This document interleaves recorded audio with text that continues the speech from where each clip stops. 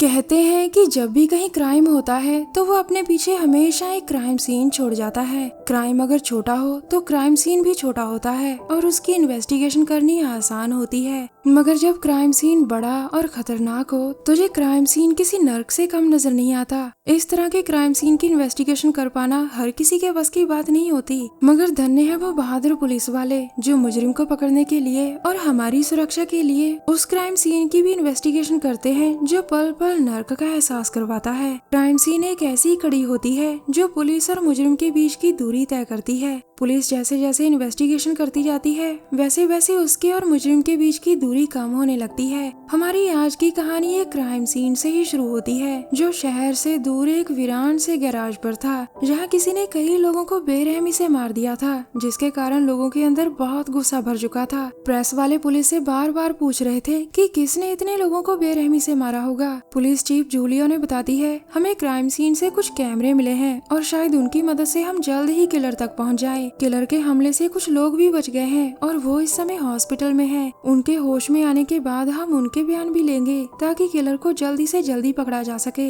जूली अपनी बात पूरी कर पुलिस हेडक्वार्टर के अंदर आ जाती है, जहां उसके सामने रिक नाम का ऑफिसर खड़ा था। रिक मेडिकल लीव पर था, लेकिन जब उसे पता चला कि किसी ने कई लोगों को मार दिया है तो वो पुलिस की मदद करने वापस आ जाता है। रिक एक तेज दिमाग ऑफिसर था और वीडियोस को ऑब्जर्व करने में तो वो बहुत माहिर था। जूलिया उसे लेकर पुलिस हेडक्वार्टर में बनी वीडियो लैब में आती है, जिसका इंचार्ज मैक्स नाम का आदमी था। रिक मैक्स से पूछता है कि हमारे पास कितने कैमरे हैं। मैक्स उसे बताता है, क्राइम सीन से हमें 2 कैमरे और 2 फोन मिले हैं। किलर ने कत्ल करते समय आग का इस्तेमाल किया होगा, जिसके कारण कैमरों के मेमोरी कार्ड्स को नुकसान पहुंचा है। लेकिन मैंने किसी तरह सभी कैमरों से वीडियोस निकाल ली हैं, मगर अभी भी कुछ वीडियोस खराब है और कुछ रुक रुक कर चल रही है। अब बॉब नाम का ऑफिसर आकर जूलिया से कहता है कि विक्टिम्स को अभी तक होश नहीं आया। जूलिया उससे कहती है कि जैसे ही उन्हें होश आए तो सबसे पहले मुझे बताना, मैं खुद उनका बयान लेना चाहती हूँ ताकि किलर बचकर भाग न सके। इसके बाद वो मैक्स से वीडियो चलाने को कहती है ताकि उन्हें वीडियो से किलर का कोई सुराग मिल सके।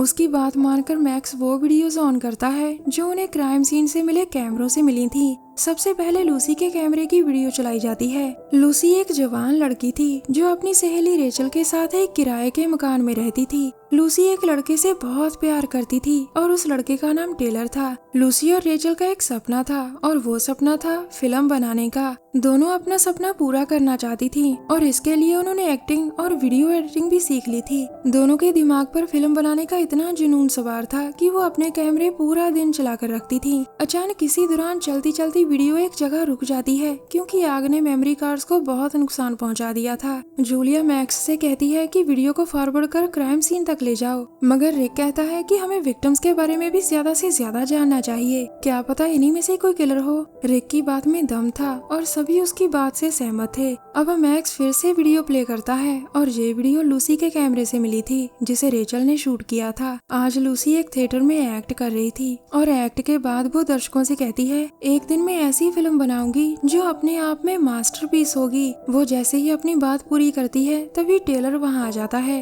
वो पहले लूसी के लिए गाना गाता है और फिर उसे शादी के लिए प्रपोज करता है, लेकिन लूसी अभी शादी नहीं करना चाहती थी और वो टेलर को मना कर देती है। दरअसल लूसी पहले फिल्म बनाकर अपना सपना पूरा करना चाहती थी, इसलिए उसने टेलर को शादी के लिए मना कर दिया था। अगले ही दिन वो अपने कैमरे से एक वीडियो बनाकर टेलर को भेजती है जिसमें वो उससे माफी मांगती है। वो उसे शादी के लिए इंतजार करने को कहती है ताकि तब तक वो अपना सपना पूरा कर सके। वो टेलर को बताती है कि कल मैं और रेचल बस के जरिए न्यूयॉर्क जा रहे हैं और मैं चाहती हूँ कि तुम भी मेरे साथ चलो। अगले ही दिन लूसी और टेलर एक पब्लिक बस में बैठकर न्यूयॉर्क की तरफ बढ़ रहे थे। टेलर ने लूसी को माफ कर दिया था और रेचल उनकी वीडियो बना रही थी। थोड़ी ही देर बाद बस एक स्टॉप पर रुकती है, जिसके बाद बस में ग्रेस नाम की लड़की चढ़ती है। अब बस में कुल 4 सवारियां थी और सभी आपस में बातें कर रहे थे। कुछ देर बाद बस में 2 और सवारियां चढ़ती हैं, जिनमें से लड़के का नाम स्टीव और औरत का नाम कैट था। अचानक तभी जूलिया वीडियो रोकने को कहती है क्योंकि उसे नई सवारी कैट पर शक हुआ था।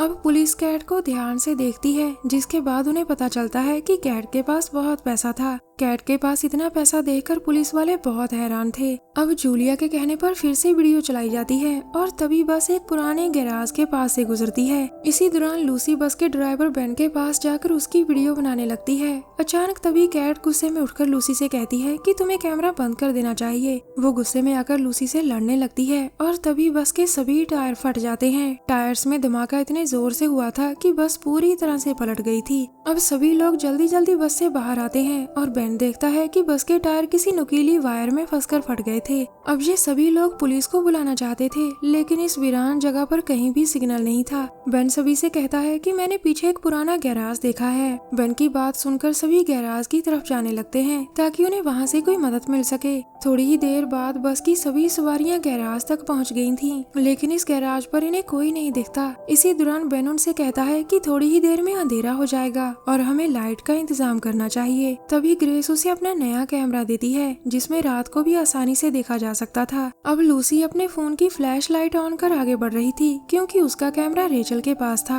लूसी स्विच बोर्ड ढूंढ रही थी और तभी बेन कहीं से लाइट ऑन कर देता है। उसी पल एक कमरे से स्टीव बाहर निकलकर एक तरफ दौड़ने लगता है। लूसी भी उसके पीछे पीछे जाती है और जल्द ही स्टीव सभी के पास पहुंच जाता है। स्टीव की हालत देखकर सभी लोग बहुत डर गए थे। अब जूलिया वीडियो पॉज करवा कर कहती है किलर ने सबसे पहले स्टीव को मारा था। तभी ऑफिसर बॉब आकर जूलिया से कहता है मैंने कैट की सारी जानकारी इकट्ठी कर ली है। उसने अपने पति को धोखा देकर उसका सारा पैसा चुरा लिया था। वो वही पैसा लेकर न्यूयॉर्क जा रही थी। उसके पति का नाम गैरी है और वो एक मानसिक रोगी है। शायद इसीलिए कैट उससे पीछा छुड़ाना चाहती थी। गैरी वेल्डिंग का काम करता है जबकि कैट एक हाउसवाइफ थी। उसकी बात सुनकर रिक फिर से वीडियो प्ले करवाता है, लेकिन इस बार वीडियो एक जगह आकर रुक जाती है। रिक मैक्स को वीडियो फॉरवर्ड करने को कहता है, जिसके बाद पुलिस को किलर दिखाई देता है और उसके हाथ में वेल्डिंग वाली फ्लेम थी। वो देखते ही देखते फ्लेम से पहले बेन के हाथ पैर काटता है और फिर उसे जिंदा जला देता है। इतना बेरहम किलर देखकर पूरी पुलिस हैरान थी। रिक कुछ सोचकर मैक्स से कहता है कि वीडियो को थोड़ा बैक करो। मैक्स जैसे ही वीडियो बैक करता है तभी रिक कहता है इस शीशे में किलर की परछाई जरूर आई होगी क्योंकि वो इसके सामने खड़ा था। रिक की बात मानकर मैक्स शीशे को क्लीन करने लगता है और देखते ही देखते उसे किलर का रहस्यमय चेहरा नजर आता है। किलर ने वेल्डिंग वाला मास्क पहन रखा था, जिसे देखकर सभी का शक कैट के पति गैरी पर जाता है। पुलिस को लगा कि गैरी मानसिक रोगी है और वो अपनी बीवी से बदला लेना चाहता होगा। उसके सामने जो भी आ रहा होगा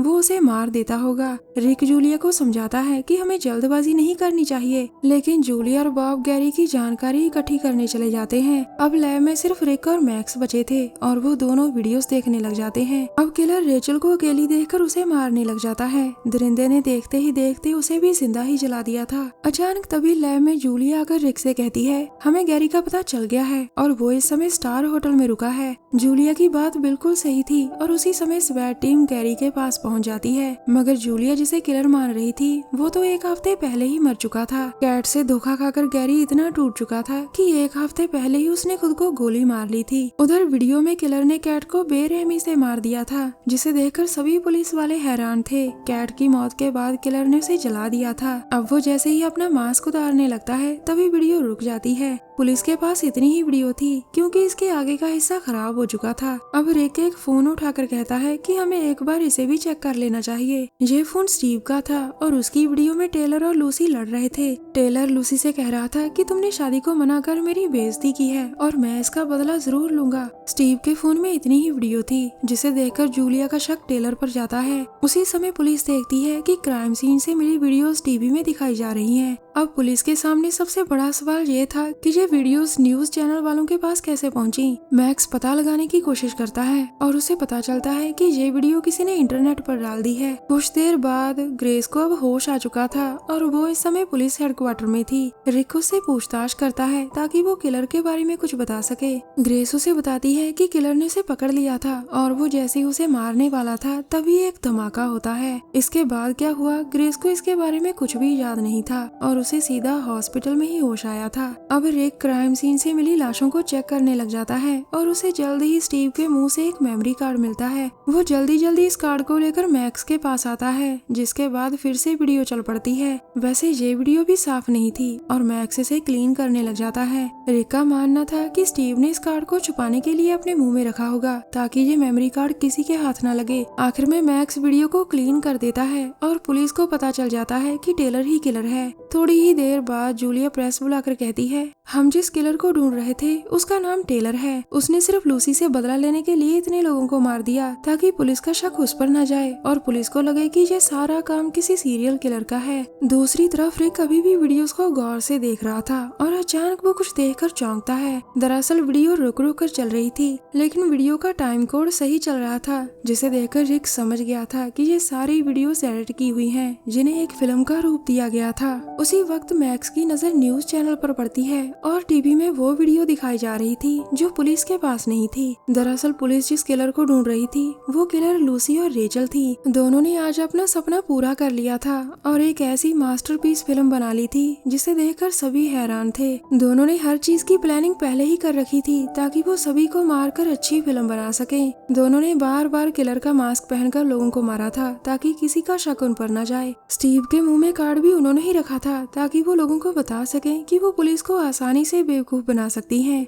वीडियोस में किलर ने रेचल को मार डाला था, लेकिन वो सब एडिटिंग का कमाल था। रेचल इस समय जिंदा थी और वो लूसी के साथ थी। इन दोनों ने ग्रेस को जानबूझकर जिंदा छोड़ दिया था ताकि पुलिस उससे पूछताछ करने में समय खराब करे और ये दोनों शहर छोड़कर भाग सके। दोनों लड़कियों ने जानबूझकर अपनी सच्चाई दुनिया को बताई थी क्योंकि वो चाहती थी कि लोग उनका काम देखकर हैरान हो। वैसे दोनों सहेलियों का सच जानकर पुलिस का मुंह खुले का खुला ही रह जाता है। पुलिस को एक बार भी उन पर शक नहीं हुआ था कि वो भी किलर हो सकती है। कहानी के आखिर में दोनों सहेलियां पुलिस से बचकर नए शहर में आ जाती हैं। हमारी वीडियो देखने के लिए धन्यवाद। प्लीज हमारे चैनल को जरूर सब्सक्राइब करें। मिलते हैं अगली वीडियो में, तब तक के लिए नमस्कार।